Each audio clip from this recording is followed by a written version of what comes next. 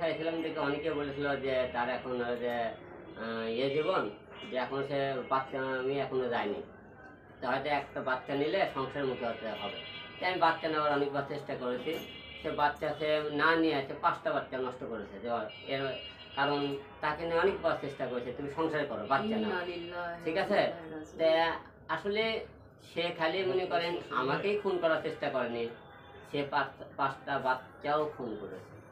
এবং সে সংসার করতে চাইলে সে কিন্তু আমার একটা বাচ্চা, আমার 3 বাচ্চা, সে 4 বাচ্চা নিয়ে সে মনে করেন ব্যস্ত থাকতো। সে মিডিয়াতে আমি একটা মেয়েগুলো কাজ করলে সে আর ছেলেগুলো কাজ করবে, কাউন্টারে উঠে পড়ে লাগতো না। তার মূল টার্গেটটাই ছিল সে মিডিয়াতে নামটা অর্জন করবে, কিছু টাকা ইনকাম করবে, সময় হলে সে আমাকে পোল্ট্রিতে চলে যাবে, এটাই মূল টার্গেট ছিল। আচ্ছা, ওকে। কালো, সে ফর্সা না, আপনারা সবাই জানেন শ্যামা, কিন্তু তাকে মেকআপ করার পরে ক্যামেরাতে দেখতে কিন্তু খুব ভালো লাগে, সবাই পছন্দ করে। যে আমি তো তার ওই কালো না ফর্সা, তার বাপের কিছু আছে কিনা, তাকে কোন জায়গা থেকে নিয়ে আসলাম সেটাও কিন্তু দেখেছিলাম, আমি সংসার করতে চাইছিলাম।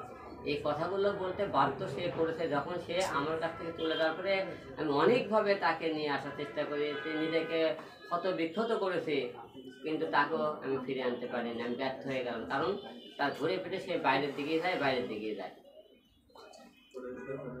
ওকে, ডান। আমরা একটু জাস্ট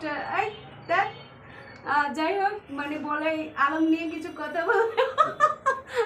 বললে একটু হচ্ছে ভাইরাল হবে বা কিছু, কিন্তু হচ্ছে এইটার জন্য তাও হচ্ছে আপনারা রিপোর্টাররা কিছু আছেন আমাকে এইভাবে বলাইছে, তো সেই কারণে আমি বলেছি। আর এমনি তো ওনাকে নিয়ে বাজে কোনো আমরি কোনো বাজে কথা আমি বলিনি, শুধু বলেছি যে আলম ভাইয়ের গাইডলাইনের দরকার। কারণ হচ্ছে উনি যেভাবে চলছে বা কিছু, যদি একটা গাইডলাইন এইটা না যে হচ্ছে বা বিয়ে করা এরকম কিছু না, ভালো মানুষ ভালোভাবে তাকে সাজেশন দিত, ওইভাবে সাজেস্ট করলে উনি চলতে পারতো। ওই যে উনি একদিন হচ্ছে নুসরাত, একদিন রিয়ামণি, এরকম উল্টাপাল্টা করে হচ্ছে এমনটা করতো না।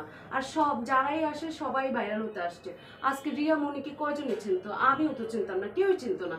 চিনতাম কাকে? হিরো আলমকে চিনতাম। তো রিয়ামণির প্রয়োজন ছিল যে যার জন্য আজকে আমি রিয়ামণি হয়েছি, আমি তাকে অ্যাটলিস্ট সম্মান করি, যতই যাই হোক।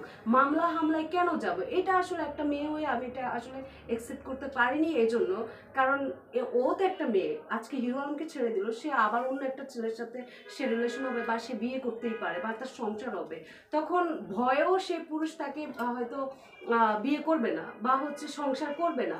2 দিনের জন্য তার সাথে চলতে পারে। যে মেয়ে কোর্টে দৌড়ায়, জেলে দৌড়ায়, থানায় দৌড়ায়, সেই মেয়ে হচ্ছে আমাকে কিছু করবে না, এটার কোনো গ্যারান্টি নাই, ঠিক আছে।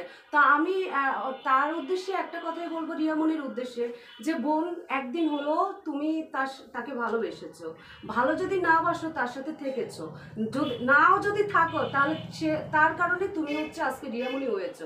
সো সে অনুযায়ী আমি অলরেডি দেখেছি যে আপোষনামা দেখাইলো আমাকে হিরো আলম, যে আপোষনামাও করানো হয়েছে, সব কিছু ঠিক আছে। এসব মামলা সামলা বাদ দিয়ে তুমি তোমার মতো করে চলো, সে তার মতো করে চলো। এইসব হচ্ছে মানে ফাজলামি, এসব না করাই আসলে বেটার। আমি আলম ভাইয়ের কাছে একটা প্রশ্ন করবো। আপনি আবেগে একদিন বলেছিলেন, কিন্তু